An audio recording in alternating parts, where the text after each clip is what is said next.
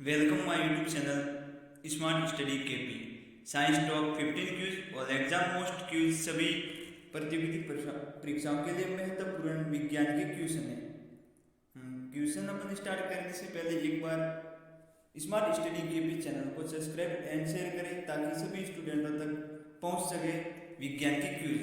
Next question के बारे में हम क्वेश्चन के बारे में बात करते हैं। देखते हैं क्वेश्चन अपने। क्वेश्चन नंबर फर्स्ट, लाल रक्त कण रेड ब्लड सेल्स का निर्माण होता है। मानव में आरबीसी का निर्माण होता है। आरबीसी का निर्माण अस्थि मज्जा में होता है। आरबीसी का निर्माण होता है वो अस्थि मज्जा में होता है। आरबीसी का जीवन काल 120 दिन का होता है। रेड ब्लड सेल्स का लाइफ टाइम 120 दिन होता है। नेक्स्ट क्वेश्चन के बारे में जानेंगे। क्वेश्चन नंबर अगला देखते हैं। क्वेश्चन नंबर 2 है। अगला क्वेश्चन है, श्वेत रक्त कण व्हाइट ब्लड सेल्स का जीवन काल, यानी कि मानव शरीर में पाई जाने वाली श्वेत रक्त कणिकाओं का जीवन काल पूछ रहा है। तो 1 से 4 दिन का होता है। इनका लाइफ टाइम होता है 1 से 4 दिन का होता है। और इसमें व्हाइट ब्लड सेल्स में विशेष अमीबीय गति पाई जाती है। विशेष अमीबीय गति पाई जाती है। अमीबीय गति का मतलब ये होता है कि जहाँ इनको लड़ना है रोगाणु से वहाँ की ओर भाग जाती है। नेक्स्ट क्वेश्चन के बारे में जानते हैं। अगला क्वेश्चन देखते हैं। श्वेत रक्त कण व्हाइट ब्लड सेल्स को कहा जाता है, यानी कि मानव शरीर में पाई जाने वाली व्हाइट ब्लड सेल्स हैं उसको हम ल्यूकोसाइट कहते हैं। उसको क्या बोलते हैं? ल्यूकोसाइट बोलते हैं। जिस प्रकार आरबीसी को इरिथ्रोसाइट कहते हैं उसी प्रकार व्हाइट ब्लड सेल्स को ल्यूकोसाइट कहते हैं। ये शरीर की रोगों से लड़ने में महत्वपूर्ण भूमिका निभाता है। और डब्ल्यूबीसी को हम सैनिक कणिकाएं भी कहते हैं। सैनिक कणिका भी कहते हैं। देखते हैं अगला क्वेश्चन। जाने अपन अगला क्वेश्चन के बारे में जानते हैं। चलो चलते हैं अगले क्वेश्चन की ओर। हाँ, लाल रक्त कण का जीवन काल होता है। लाल रक्त कण का जीवन काल होता है आरबीसी रेड ब्लड सेल्स, इनका जीवन काल होता है वो 120 दिन का होता है। रेड ब्लड सेल्स का 120 दिन का होता है। डब्ल्यूबीसी का होता है 5 से 6 दिन। 5 से 6 दिन का इनका जीवन काल होता है। चलते हैं क्वेश्चन आगे की ओर। देखते हैं क्वेश्चन नंबर आगे की ओर। हाँ, मनुष्य ह्यूमन की सर्वदाता रक्त समूह यूनिवर्सल डोनर ब्लड कौन सा है? यानी कि मनुष्य में सर्वाधिक दाता रक्त समूह कौन सा है? तो वो ब्लड ग्रुप है वो दाता है। ब्लड ग्रुप वो है वो दाता है। और मानव में 4 प्रकार के रक्त समूह पाए जाते हैं। ए बी बी और ओ, यानी 4 प्रकार के ब्लड समूह पाए जाते हैं। A B O. जाने अगला क्वेश्चन। देखते हैं अगले क्वेश्चन की ओर। देखते हैं अपना अगला क्वेश्चन। रक्तचाप ब्लड प्रेशर मापने के यंत्र को कहा जाता है? यानी ब्लड प्रेशर किससे मापा जाता है? तो स्पेग्नोमेनोमीटर से मापा जाता है। ब्लड प्रेशर को, रक्तचाप को स्पेग्नोमेनोमीटर को मापा जा सकता है। जिस प्रकार थर्मामीटर से अपन टेम्परेचर मापते हैं, थर्मामीटर से क्या मापते हैं? तापमान। थर्मामीटर से टेम्परेचर मापना है तो तापमान मापने की इकाई को हम थर्मामीटर कहते हैं। और ब्लड प्रेशर को मापने की इकाई को स्पेग्नोमेनोमीटर कहते हैं। चलते हैं अगले क्वेश्चन की ओर। जाने अगला क्वेश्चन। मनुष्य की सर्वग्राही रक्त समूह कौन सी है? यानी यूनिवर्सल रिसेप्टर ब्लड समूह कौन सा है? यानी जो सबका ब्लड ले सकता है। तो ए बी है, ए बी ब्लड ग्रुप है, वो सभी का ब्लड है वो ले सकता है, इसलिए सर्वग्राही है। और सभी को देने वाला है यूनिवर्सल डोनर है वो ओ है। ब्लड ग्रुप कौन सा है? ओ है वो दाता है। और ग्राही है ए बी। चलते हैं अगले क्वेश्चन की ओर। जाने अगला क्वेश्चन। हाँ, लाल रक्त रेड ब्लड सेल्स को कहा जाता है? यानी लाल रक्त कणिकाओं को क्या कहा जाता है? तो इरिथ्रोसाइट कहा जाता है। जिस प्रकार डब्ल्यूबीसी को ल्यूकोसाइट कहते थे उसी प्रकार इसको ल्यूकोसाइट कहते हैं। ल्यूकोसाइट डब्ल्यूबीसी को कहते हैं। इसी प्रकार रेड ब्लड सेल्स को इरिथ्रोसाइट कहते हैं। इरिथ्रोसाइट कहते हैं। तो अपना राइट आंसर है इरिथ्रोसाइट। चलते हैं अगले क्वेश्चन की ओर। देखते हैं अगला क्वेश्चन।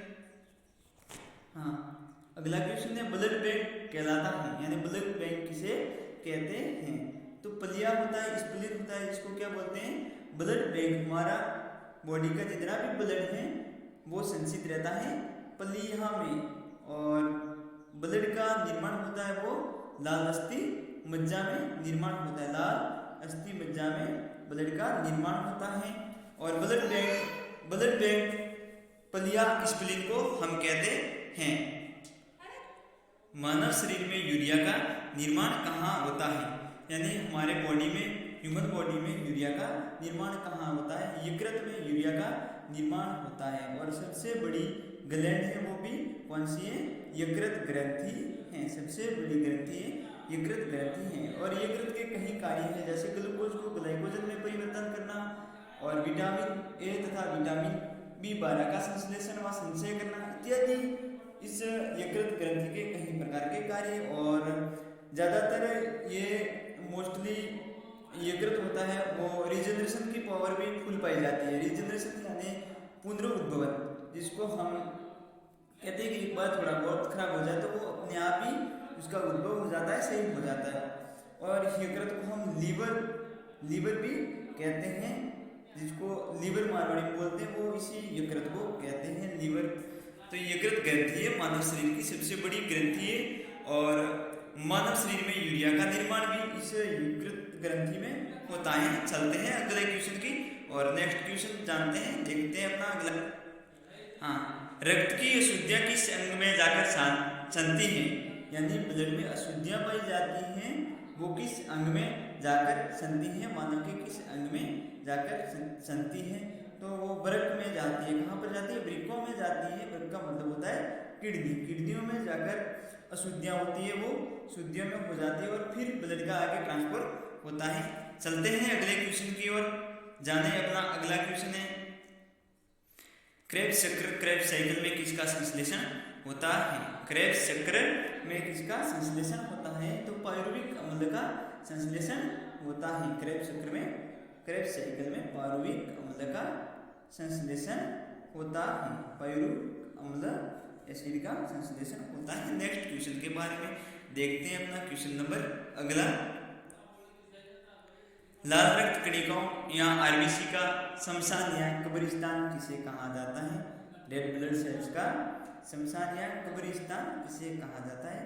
कब्रिस्तान किसे कहा जाता है? तो पलिया होता है उसको कब्रिस्तान कहा जाता है, आरबीसी का कब्रिस्तान पलिया को कहा जाता है। चलते हैं नेक्स्ट क्वेश्चन की ओर, जानते हैं अपना अगला क्वेश्चन कौन सा है। हाँ चलो अगले क्वेश्चन।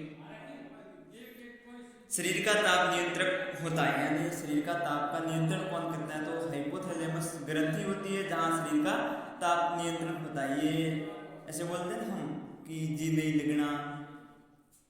लगना, भूख प्यास निंद्रा, ये सब ये हाइपोथैलेमस ग्लैंड के द्वारा नियंत्रित होती है।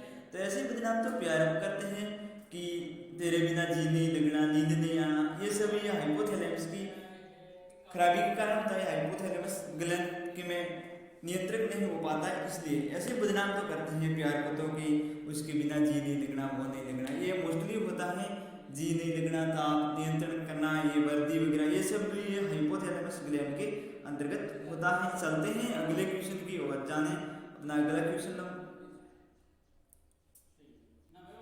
तो साथियों, और ऐसे क्विज पाने के लिए आपका अपना स्मार्ट स्टडी केपी चैनल है, उसको सब्सक्राइब एंड शेयर कर दें ताकि आने वाली और नोटिफिकेशन मिलती रहे जो मोस्टली एग्जाम में आने वाले सवाल हैं। यानी मैंने ये पेपर की सीरीज से बनाए हुए कि जो ज़्यादातर एग्जाम में पूछे जाते हैं, साइंस के क्विज और जनरल साइंस के और जीके वगैरह के क्विज पाने के लिए अपने चैनल को सब्सक्राइब एंड शेयर करें ताकि आने वाली और नोटिफिकेशन मिलती रहे। हाँ, मिलते हैं अगले क्विज में। Thank you all student.